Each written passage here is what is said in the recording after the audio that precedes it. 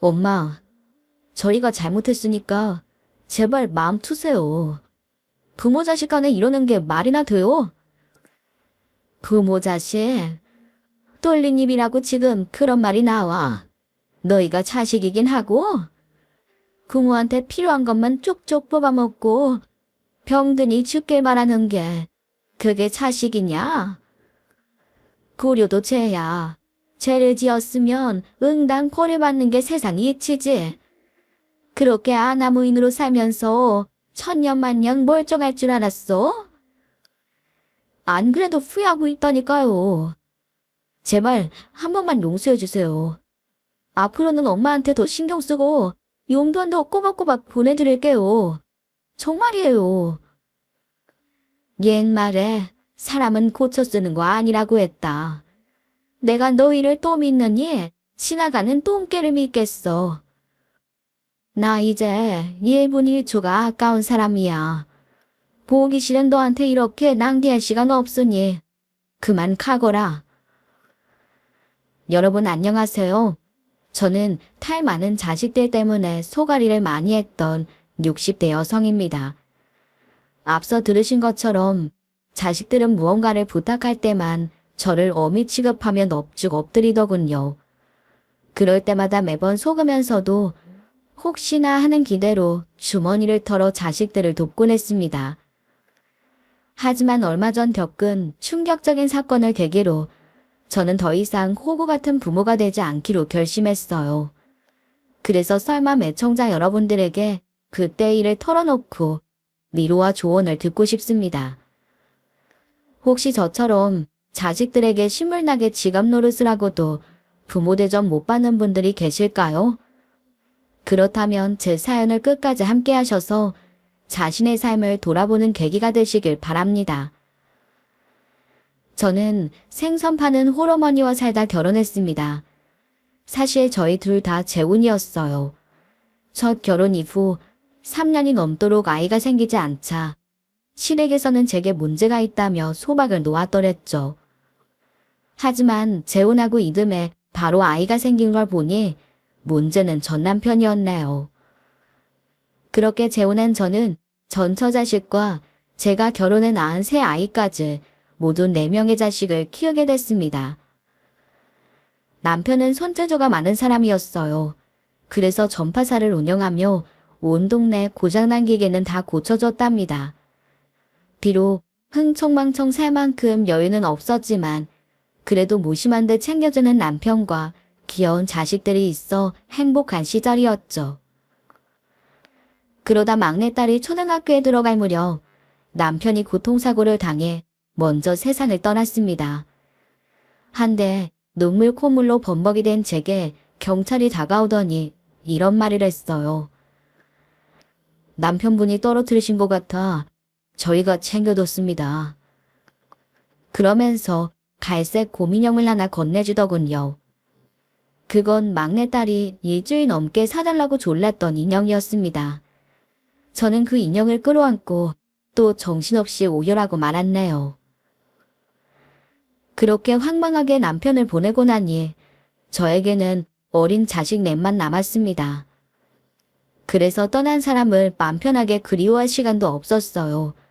어떻게 아이들을 건사하며 살아야 할지 앞이 캄캄했기 때문이죠.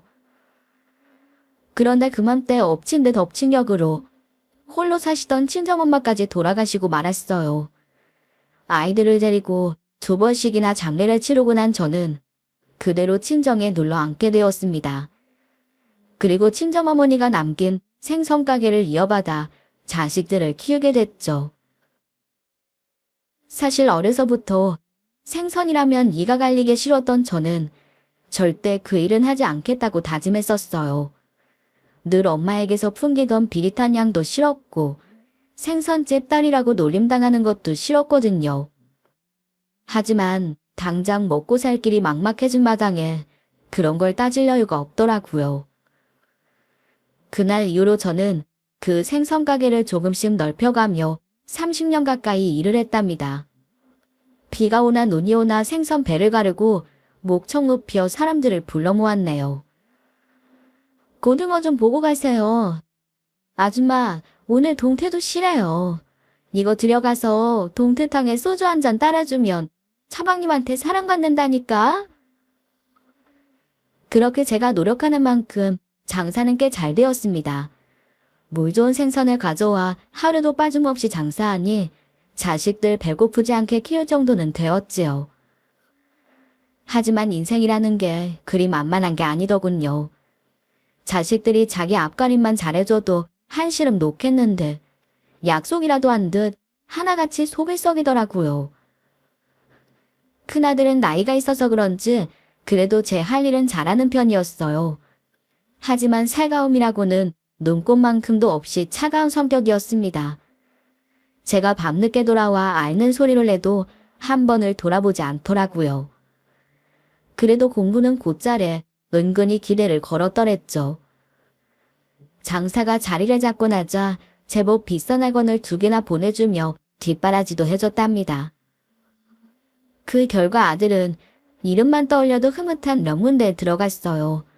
그러더니 고등학교 국어 선생님이 되었답니다. 그때까지만 해도 정말 큰아들 때문에 속 썩을 일은 없을 줄 알았습니다. 헌데 아들이 결혼할 때 생각지도 못한 문제가 생겼어요. 결혼말이 나온 지 2달이 넘었는데 상견례 얘기가 없길래 제가 먼저 물어봤지요. 민호야, 너희 왜 아직 상견례 날을 안 잡니? 가을에 하려면 얼른 양가 어른들이 만나서 상의를 해야 하는데. 아, 엄마, 제 결혼은 신경 쓰지 마세요. 저희 둘이 다 알아서 하기로 했어요. 그게 무슨 소리야? 너희가 고아도 아니고 멀쩡히 부모가 있는데 왜 상견례도 안 하고 둘이 알아서 해? 요즘 젊은 사람들은 요란스럽게 결혼하는 거 부담스러워해요. 연주도 그렇다고 해서 식은 안 하고 사진만 찍기로 했어요. 결혼 준비도 간소하게 할 거라 부모님이 신경 쓰실 것도 없거든요. 뭐야? 아무리 그래도 그렇지. 신혼집은 어떻게 하려고? 그것도 저희가 다 알아서 하기로 했으니까 엄마는 신경 안 쓰셔도 돼요. 뭐? 아니 그래도 무슨 이런 결혼이 있니? 이번이 우리 집 첫 혼사인데. 저는 어안이 벙벙해서 아무 말도 하지 못했습니다. 저는 그런 문화가 영 내키지 않았습니다. 그래도 이미 2사람이 합의했고 사돈들도 허락했다고 하니 제가 나서서 판을 뒤집기가 어렵더군요. 그래서 가만히 지켜보기로 하고 기다리던 어느 날 갑자기 아들이 저를 부르며 들어와 주저앉는 게 아니겠어요. 엄마, 어떡해요. 저 큰일 났어요. 뭐? 너 무슨 일 있니? 사실 저 그동안 친엄마랑 연락하고 있었어요. 네 친엄마? 아니 그 여자랑 어떻게? 작년에 연락이 왔더라고요. 외국에서 공부하고 들어와서 지금은 사업하는 사람이랑 결혼해서 잘 산다고 했어요. 그래서 그 말만 철석같이 믿었는데 그게 다 거짓말이었나 봐요. 새아버지도 사업가고 엄마도 부티나길래 사실 그 사람을 결혼식에 앉히고 싶었거든요. 뭐야? 너 그래서 결혼식도 안 한다고 한 거야? 나 따돌리고 친엄마 앉히고 싶어서. 그럼 상견례도 나 대신 네 친엄마를 불렀겠구나. 죄송해요 정말. 제가 생각이 짧았어요. 저는 너무 황당해서 얼굴까지 달아올랐어요. 하지만 일단 아들에게 무슨 일이 생겼는지 알아보는 게 먼저 같아 화를 누르며 물었습니다. 그래서 네가 그렇게 원하는 친엄마 앉혀서 결혼하기로 했는데 무슨 큰일이 났다는 거야? 그게 자기가 알아서 식장도 잡아주고 집도 사준다면서 아예 가구까지 싹 치워줄 테니 아무 걱정하지 말라더라고요. 그렇게라도 그동안 못한 두모 노릇 하고 싶다면서 울길래 정말 그런 줄 알았거든요. 근데 40평대 아파트를 사주려고 하는데 시식에 들어간 돈을 당장 뺄 수가 없으니 일단 계약금만 보내라는 거예요. 나머지는 자기가 다 알아서 한다면서요. 그래서 결혼자금으로 모아뒀던 돈에 개치료까지 받아서 보내줬어요. 근데 그거 받은 후로는 전화번호도 바꾸고 전혀 연락이 안 돼요. 지금 벌써 일주일도 넘었는데. 엄마, 저 어떡해요? 돈은 그렇다 치고 대출을 너무 많이 받아서 결혼하고 당장 이자만 갚다가 생활비도 못 내놓게 생겼어요. 신혼집도 구해야 하는데 진짜 앞이 캄캄해요. 그러게, 그런 일이 있었으면 말을 했어야지.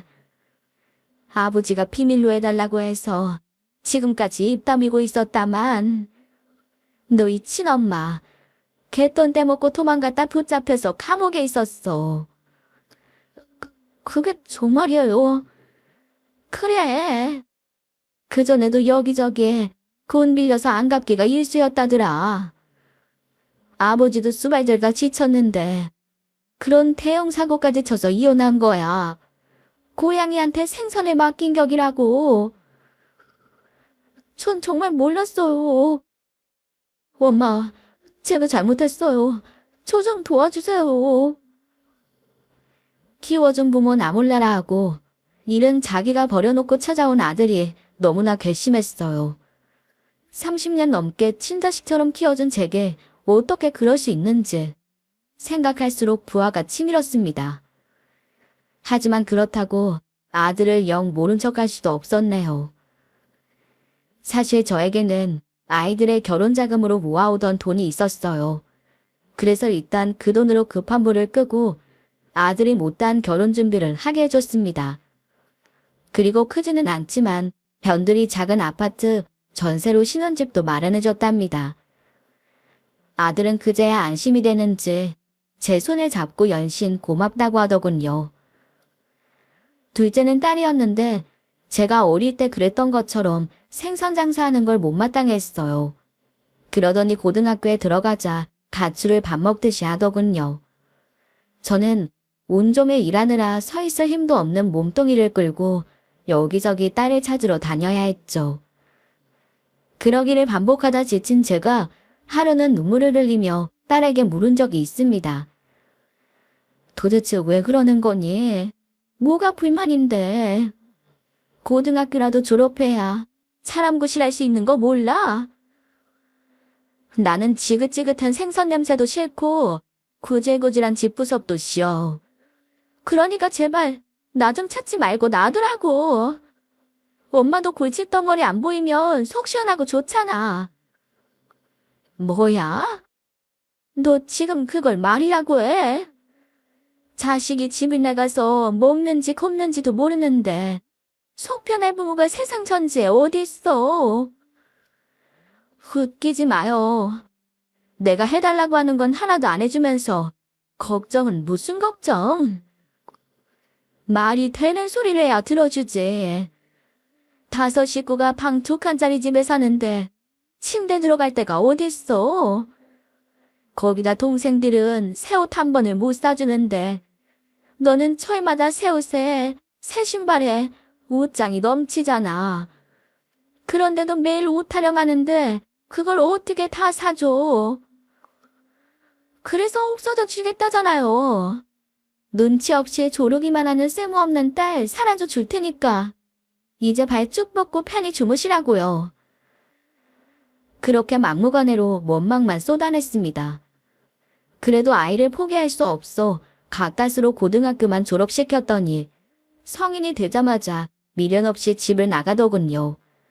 그리고는 저하고는 일절 연락을 끊고 제 동생하고만 연락하는 것 같았네요. 아마 그때 사춘기가 온 둘째는 가난한 집안 형편과 아버지의 부재가 힘겨웠던 것 같아요. 하지만 저도 남편을 보내고 어린 자식들을 건사하느라 그런 투정을 받아줄 여유가 없었네요. 그러다 딸이 집을 나가고 3년 만에 깜짝 놀랄 모습으로 나타났어요. 남산만한 배를 부여잡고 얼굴은 온통 상처수성이가 되어 가게로 찾아왔던 거죠. 저는 일을 하다 놀라 흥정하던 손님도 팽개치고 딸에게 달려와 외쳤습니다. 인점아, 이게 무슨 일이야? 너 임신한 거야? 근데 얼굴은 또 왜 이래? 엄마, 나 어제 아침 이후로 아무것도 못 먹었어요. 밥부터 좀 줘요. 뭐? 아니, 홀몸도 아니면서 밥은 왜 굶고 다녀? 일단 얼른 들어가서 앉자. 아이가 어느 정도 허기를 채우고 난 후 다시 얼굴을 찬찬히 뜯어보며 물었습니다.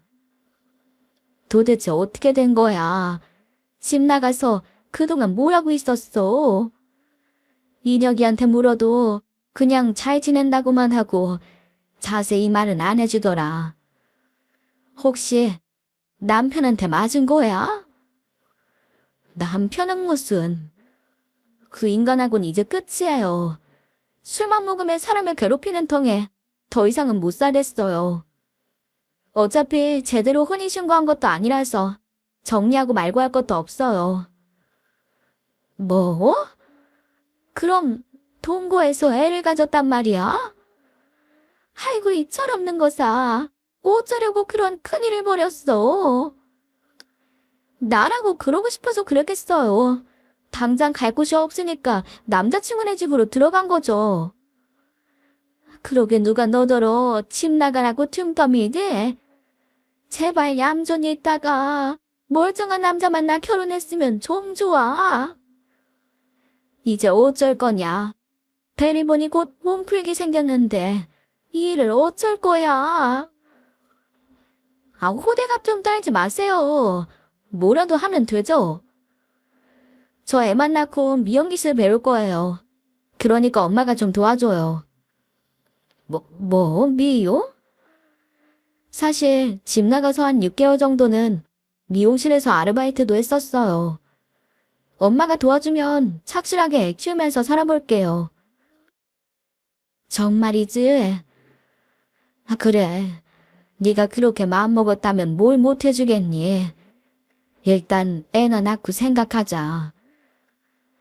저는 둘째가 몸풀고 산후조리하는 동안 가게도 쉬면서 아이와 산모를 돌봤습니다. 그리고 둘째가 미용 공부를 시작하자 학원비를 보태고 딸을 대신해서 아이를 업고 가게를 오갔네요.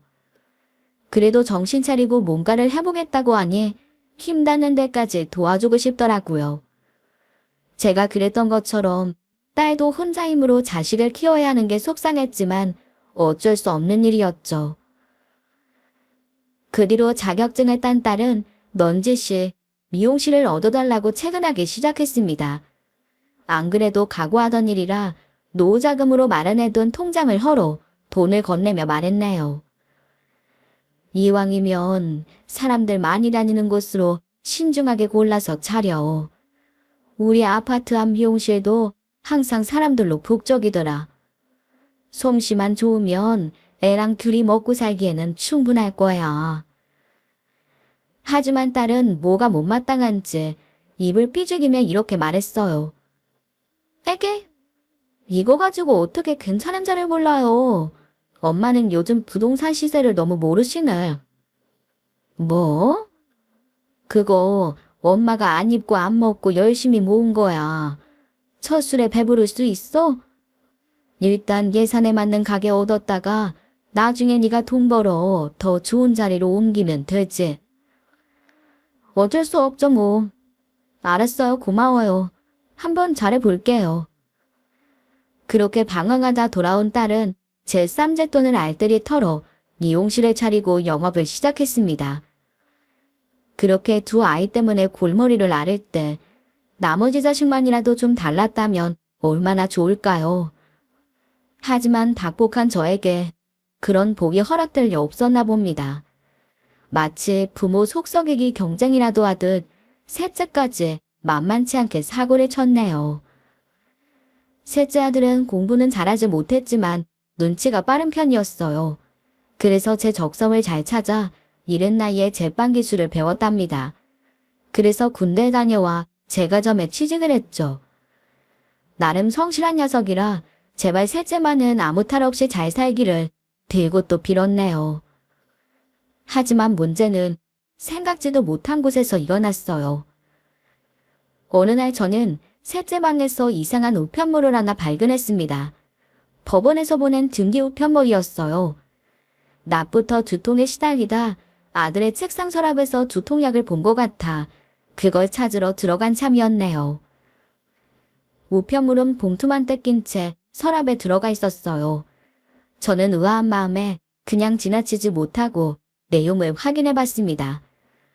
그러다 얼마나 놀랐는지 종이를 잡은 손이 부들부들 떨려오더군요. 저는 급하게 주방에 있던 아들을 불렀답니다. 이녀가. 왜 그러세요? 무슨 일 있어요? 예, 너 이게 뭐냐? 네가 왜 이런 걸 받아? 이거 네가 지금 바람 피워서 고소당했다는 거 맞지? 아, 엄마. 왜 남의 사람을 마음대로 뒤지고 그러세요? 지금 그게 중요하냐? 이게 뭔지 묻는 말에나 대답해봐. 어서. 아, 진짜. 별것도 아닌 거 가지고 일 크게 만들지 마세요. 이게 어떻게 별게 아니야. 지금 네가 유부녀랑 바람을 피웠다고 하는데 어서 우리도 고소하자.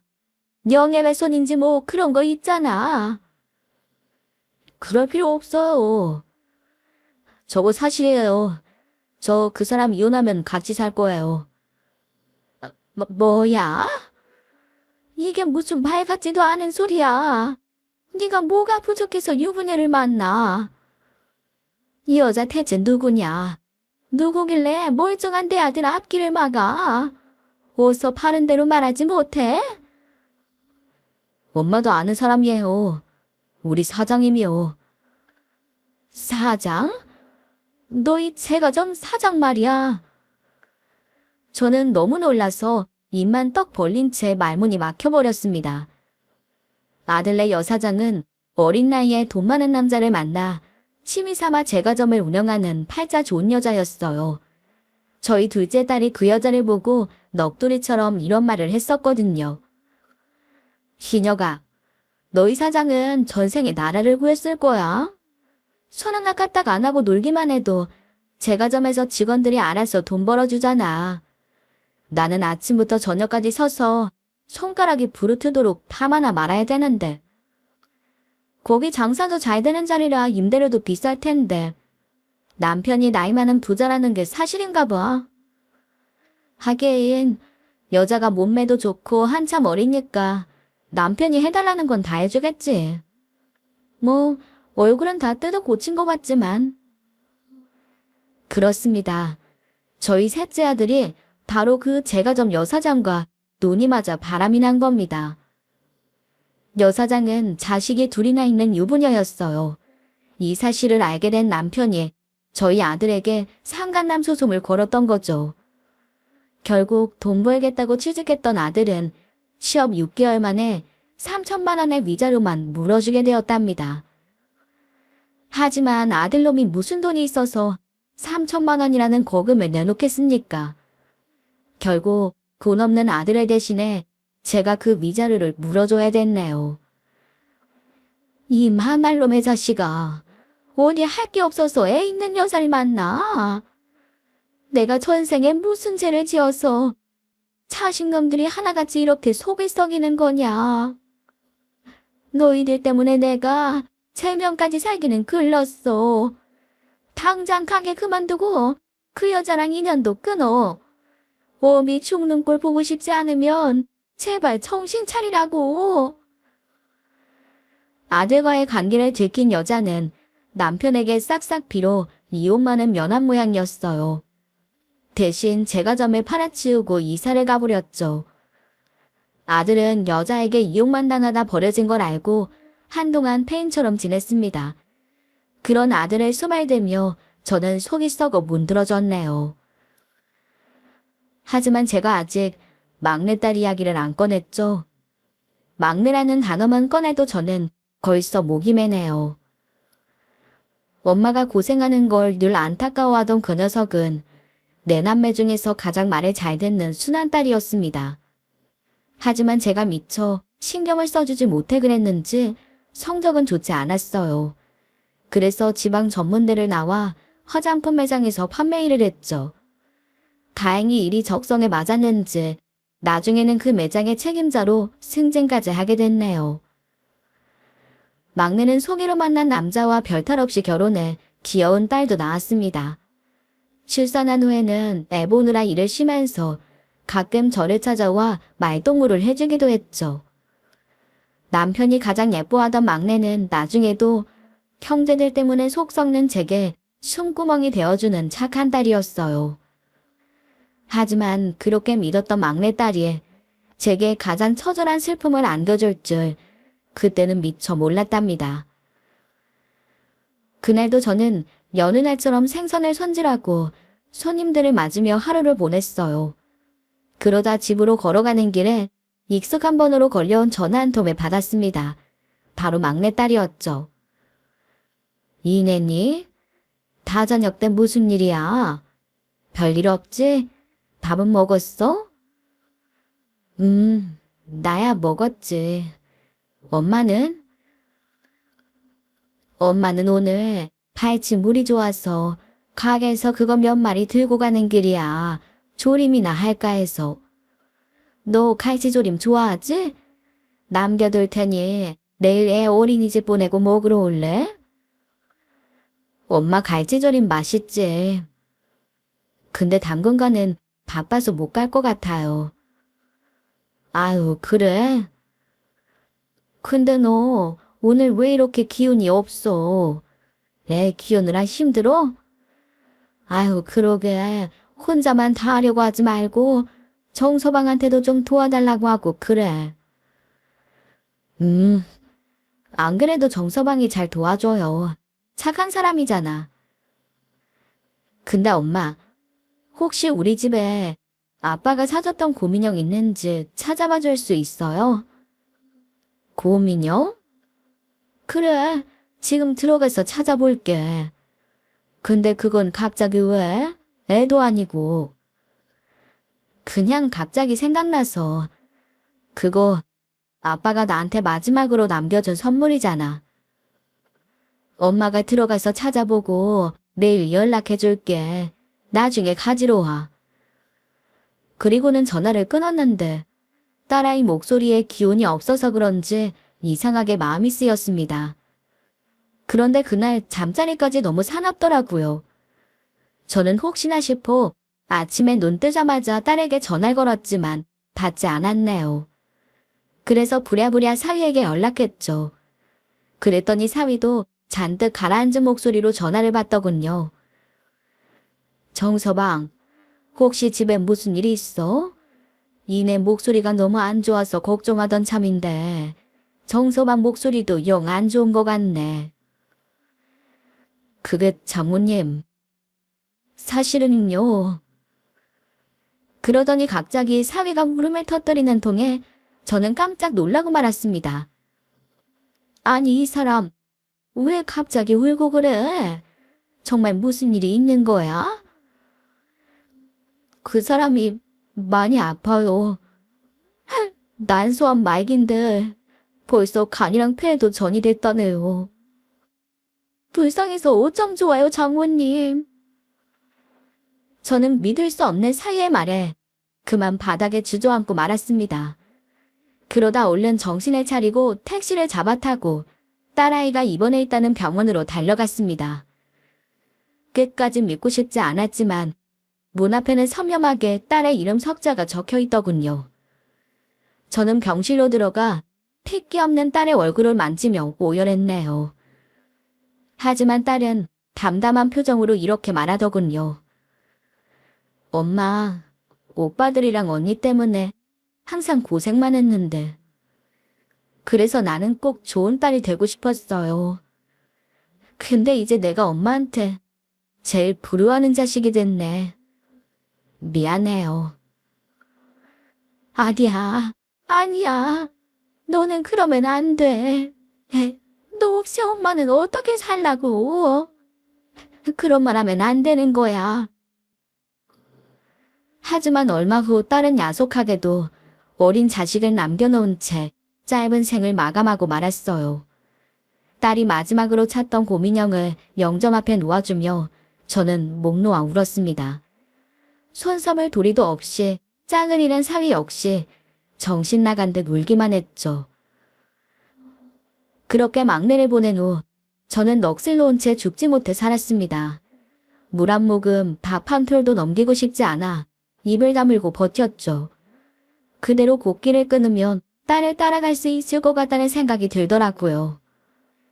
하지만 즐긴 게 사람의 목숨인지라 금쪽 같은 딸을 잃고도 저는 다시 일어나 꾸역꾸역 남은 삶을 살아냈네요. 사고뭉치 자식들은 그 후에도 크우작게 제 속을 뒤집으며 손을 벌리곤 했어요. 그렇게 시간이 흘러 딸을 보낸 지도 어언 3년이 되어갈 무렵 이번에는 제 몸에 이상이 찾아오게 됩니다. 정작 저는 별 생각이 없었는데 매일 보는 야채가게 주인이 제 기침소리를 듣더니 한마디 하더군요. 아니, 뭔 놈의 기침이 그렇게 오래가? 벌써 2달은 된 것 같은데 병원은 영 안 가보는 거야? 병원 가서 약도 타먹고 다 했지. 요즘 감기가 오래 간대잖아. 그러지 말고 엑스레이를 한번 찍어봐. 내 보기에는 아무래도 좀 이상한 것 같아. 아유, 무슨 감기 때문에 그런 것까지 해. 아니야. 나이 먹으면 원래 감기도 조심해야 되는 거야. 얼마 전에 내 고향 친구도 폐렴으로 갔다니까. 그 집 자식들도 참 무심하네. 엄마가 그렇게 기침을 오래 하면 큰 병원에도 데려가 보고 그러겠구만. 내가 신경 쓰여서 그러니까 내일은 꼭 병원 가서 사진 찍어봐. 저는 등 떠밀려 병원에 가게 됐습니다. 그런데 의사가 고개를 갸웃거리며 이렇게 말했어요. 아무래도 이상이 좀 있는 것 같아요. 제가 속은서 써드릴 테니 큰 병원에 가보시겠어요? 네? 아니 큰 이상이 있는 건가요? 아직 확실한 건 아니지만 아무래도 큰 병원에 가보셔야 정확할 것 같네요. 예약 잡는 거 어려우시면 저희 간호사한테 부탁해서 아예 예약 잡고 봤어요. 아무래도 빨리 가보셔야 할 것 같아서 그래요. 의사는 걱정스러운 표정으로 간호사를 불러 대학병원 예약 잡는 걸 도와주겠습니다. 그래서 며칠 후 생전 처음 CT라는 걸 찍게 됐네요. 그런데 전혀 생각지도 못한 결과가 나왔어요. 폐암입니다. 3기이긴 하지만 벌써 많이 진행이 된 상태라 수술은 힘들 것 같습니다. 입원하고 항암치를 시작하시죠. 폐암이라뇨? 저는 평생 담배는 입에도 안 대본 사람이에요. 폐암에도 종류가 있어요. 환자분이 걸린 비소세포성 폐암은 여성이나 비흡연자한테도 많이 나타납니다. 지금 수술은 힘든 상태라 항암하면서 경과 지켜보겠습니다. 가족분들이랑 상의하고 어서 입원하세요.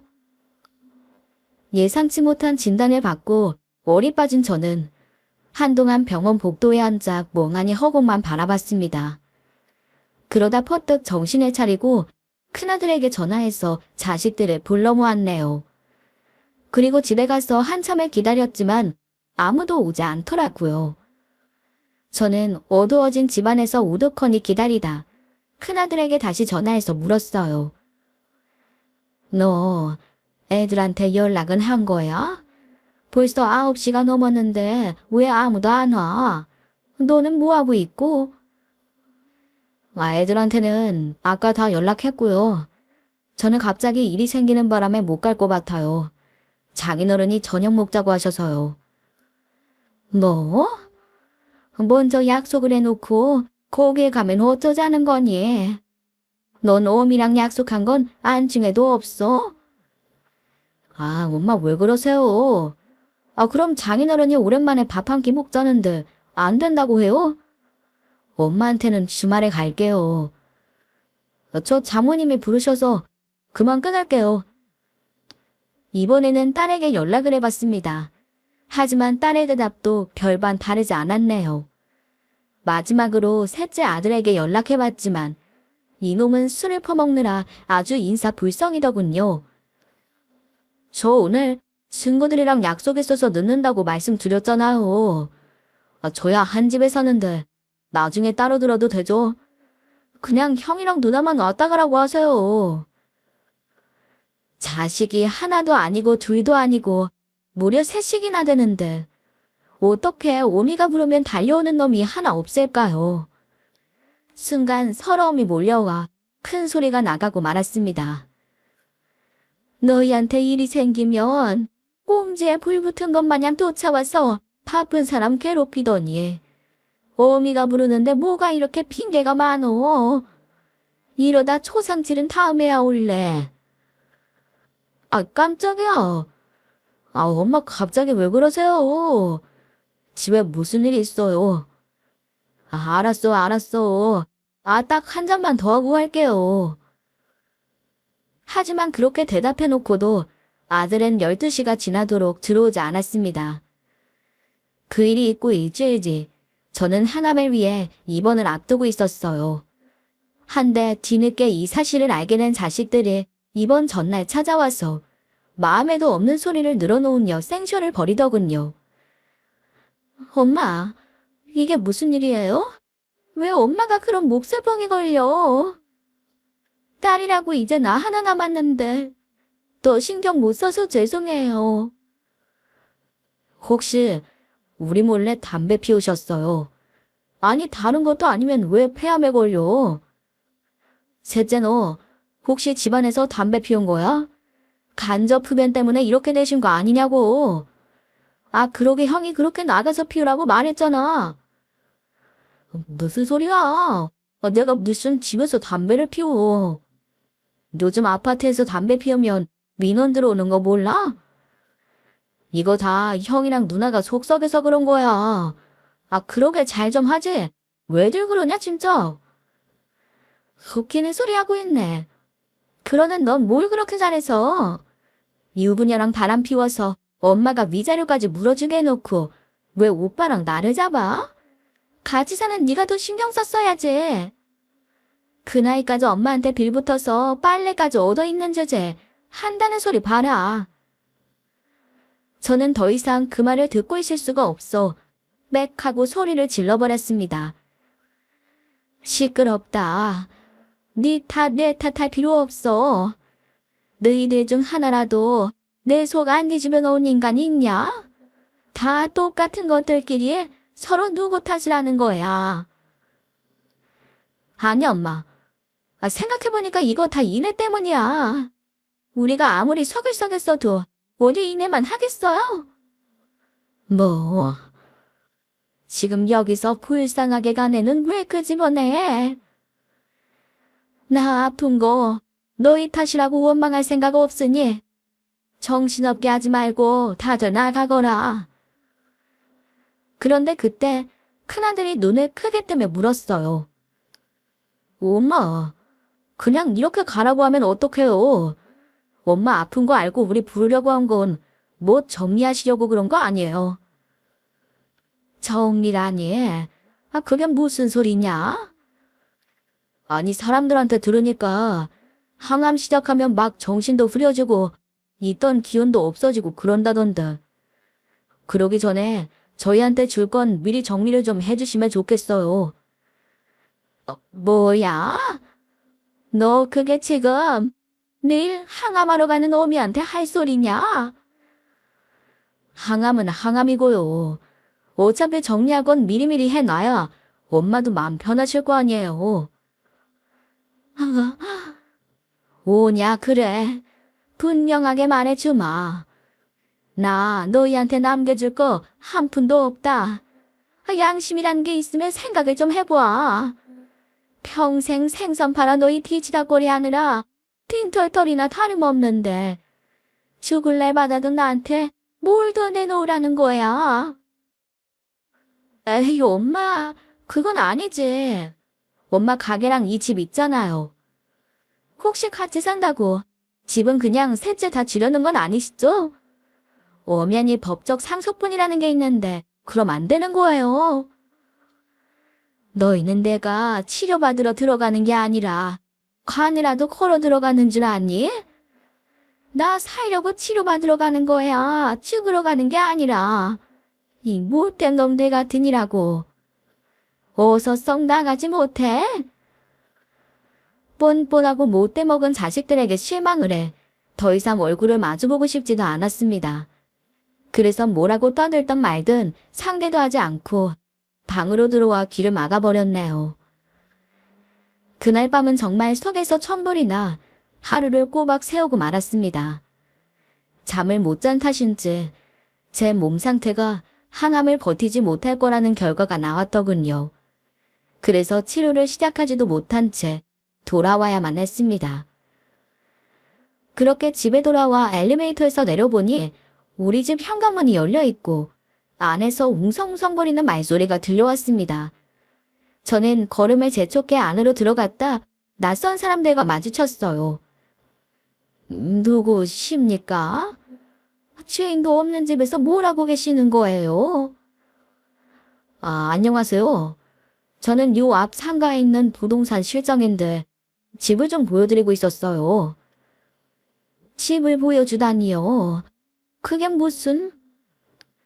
아드님이 오늘 아침에 여기 매도하신다고 내놓으셨어요.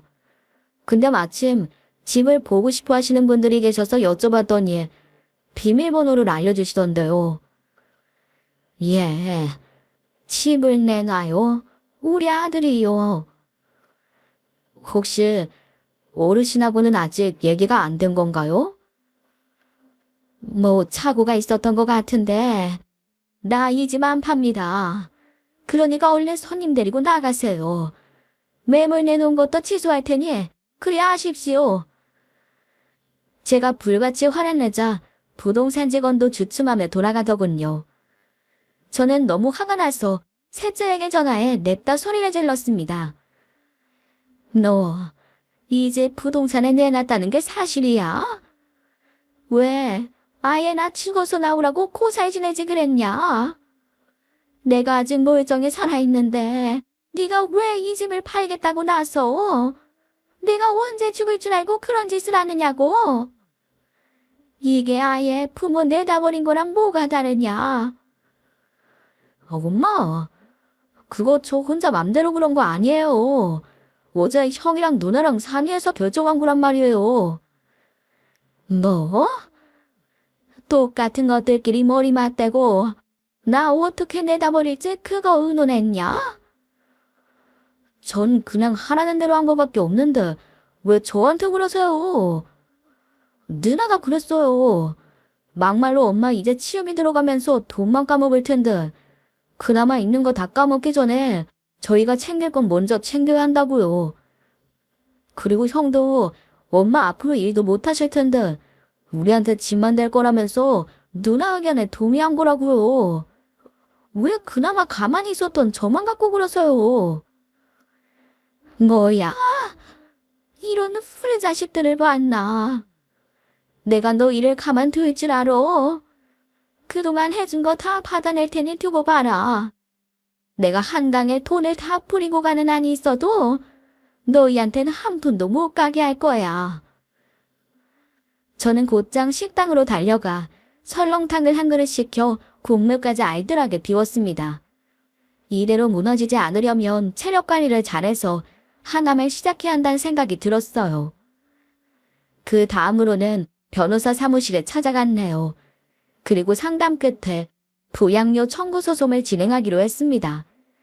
제가 몸이 아파 일을 할 수가 없으니 자식들에게 부양의 의무를 다하도록 소송을 진행하려는 겁니다.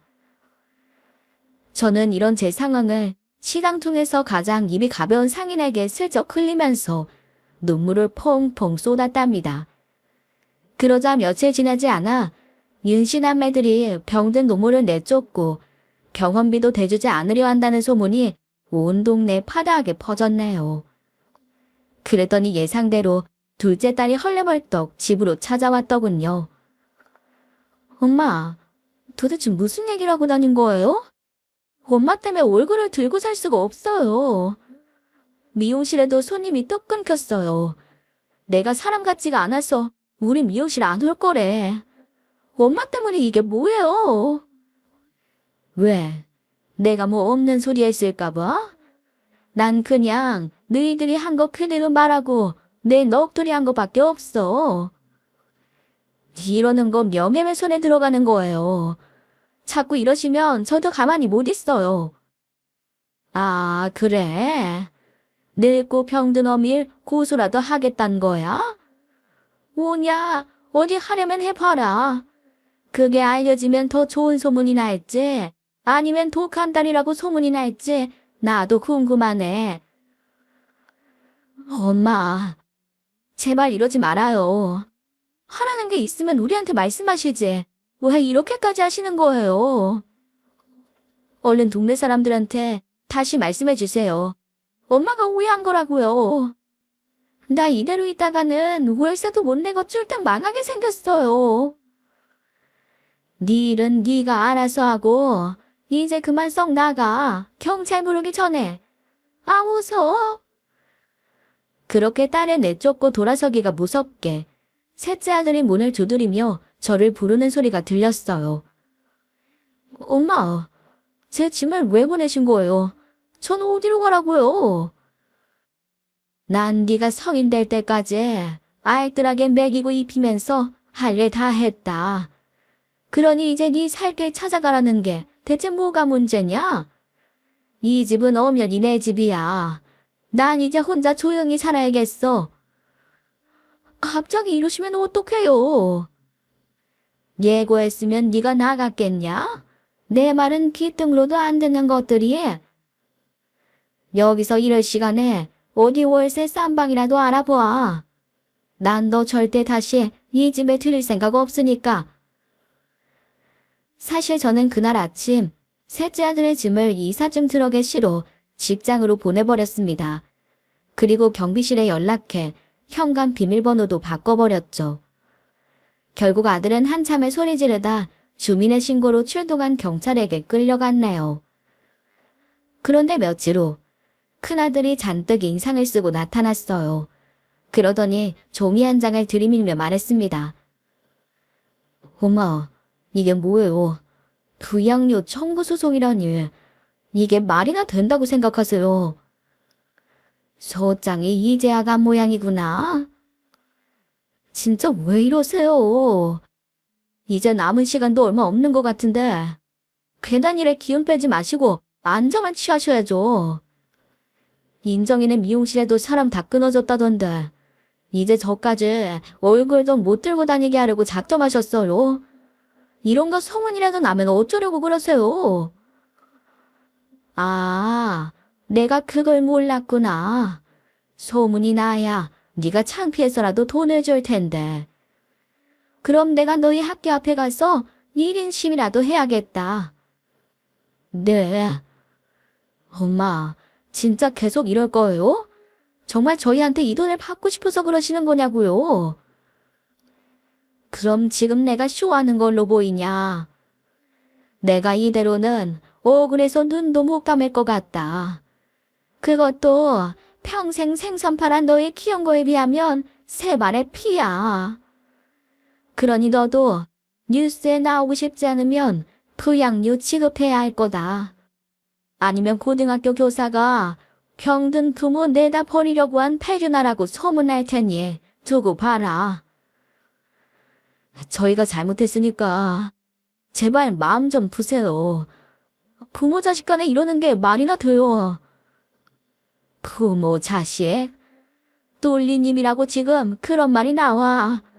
너희가 자식이긴 하고 부모한테 필요한 것만 쪽쪽 뽑아먹고 병든이 죽게 말하는 게 그게 자식이냐? 불효도 죄야. 죄를 지었으면 응당 벌을 받는 게 세상의 이치지. 그렇게 아나무인으로 살면서 천년만년 멀쩡할 줄 알았어. 안 그래도 후회하고 있다니까요. 제발 한 번만 용서해 주세요. 앞으로는 엄마한테 더 신경 쓰고 용돈도 꼬박꼬박 드릴게요. 정말이에요. 하지만 저는 아들을 내치고 재판까지 불사하겠다는 뜻을 자식들에게 알렸습니다. 그러자 2주 후 아들, 딸이 집 앞으로 찾아와 무릎을 꿇고 애원하더군요. 엄마 잘못했어요. 오빠랑 인혁이랑 매달 부양료 그거 드리기로 했어요. 그러니까 손은 취하시고 사람들한테도 오해였다고 말씀 좀 잘해주세요. 저 이러다 정말 굶어 죽게 생겼다니까요. 지금 있는 상가도 엄마가 싸게 구해준 거라 다른 데로 옮기는 건 엄두도 못 내겠어요. 그건 앞으로 너희들 하는 거 봐서 결정할 테니 그만 돌아가거라.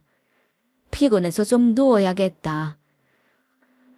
제가 그렇게 칼을 빼들고서야 순한 양이 된 아들, 딸을 보며 헛웃음이 나오더군요. 그 이후로 약속한 부양료가 꼬박꼬박 통장으로 입금되고 있네요. 하남 치료를 앞둔 어느 날, 저는 오랜만에 막내 사위를 찾아갔습니다. 한데 사위도 저만큼이나 얼굴이 안 좋더군요. 저는 걱정스러운 마음으로 물었네요. 아니 정서방, 살이 또 왜 이렇게 빠졌어? 한 달 전보다 얼굴이 더 헬쑥해졌잖아. 혹시 어디 안 좋은 건 아니지? 아니에요, 장모님. 이내 생일이 다가오니까 자꾸 생각이 나서. 벌써 몇 년이 지났는데 아직도 그러고 있어. 산 사람은 살아야지.